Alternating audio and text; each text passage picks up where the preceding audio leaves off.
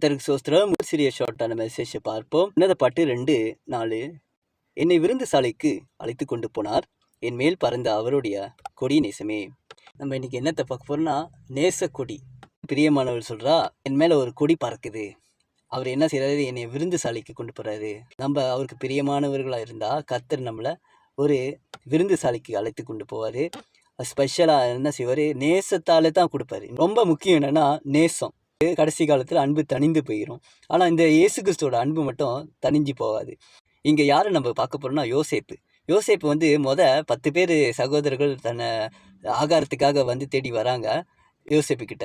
ஆனால் அந்த டைமில் அங்கே விருந்து வைக்கல யோசேப்பு. சகோதரர்கள் சொல்கிறாங்க, இன்னொரு சகோதரருக்கான் அவன் பெஞ்சாமீன், அவனை திருப்பி கொண்டு வர சொல்கிறாரு. அவன் பெஞ்சாமீன் வந்தோடனே தான் விருந்து வைக்கிறாரு.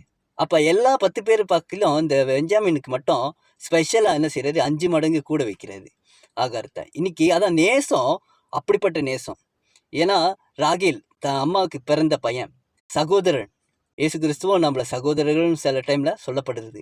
அதான் சகோதரனோட நேசம் எப்படின்னா அவனுக்கு ஸ்பெஷலாக 5 மடங்கு வைக்கும். அப்புறம் எல்லாத்தையும் அனுப்பிட்டோன்னே யோசேப்பு அவனோட பானை பாத்திரம் எடுத்துகிட்டு போயிட்டாங்கன்னு சொன்னோன்னே யார்கிட்ட இருந்துச்சுன்னா பெஞ்சாமின்ட்ட.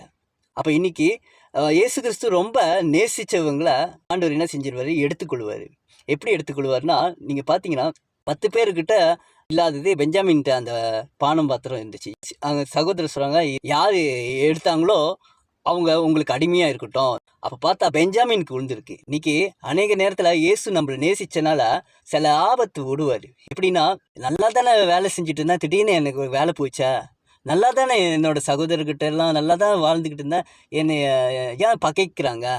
இதெல்லாம் நடக்கும். ஏன்னா அவர்கிட்ட போகணும், அவரோட விருந்துசாலைக்கு நம்ம போகணும், அவரே வச்சிருக்கணும். ஏன்னா அவர் சொல்லுவார், நயன் காட்டி வனாந்தரத்துக்கு இழுப்பேன். அப்படின்னா ஆசீர்வாதத்தை கொடுத்துட்டு, ஏன்னா நம்மள மேலே அவ்வளோ நேசம், இவங்க பாவத்துக்கு போயிடக்கூடாதுட்டு நம்மளை உருவாக்குறதுக்கு திருப்பி கொண்டு வருவார். அதுக்கு சில பேர்த்திட்டேருந்து பிரிப்பார். இன்றைக்கி கர்த்தர் சொல்கிறது என்னதுன்னா, ஆளுங்க பகைக்கிற ஒரு காலம் வரும். அந்த சூழ்நிலையில் நம்ம ஃபெடாப் ஆகக்கூடாது. நம்ம இயேசுக்கிட்ட அவரோட பழகணும். சில டைம் ஏன் என்னைய தனிமையாகவே நான் இருக்கிறேன் அப்படிலாம் எண்ணி இருக்கிறோம். எதுக்குன்னா அவரோட விருந்து சாப்பிட, அவரோட அநேக விஷயத்தை கற்றுக்கொள்ள. இன்றைக்கி நம்ம அவரோட விஷயத்தை கற்றுக்கொள்வோம். அவர் நம்மளுக்காக ஒரு விருந்து ஆயத்தம் பண்ணியிருக்கிறாரு. பரலோகத்தில் குடி வச்சிருக்கிறாரு. எப்படிப்பட்ட குடி?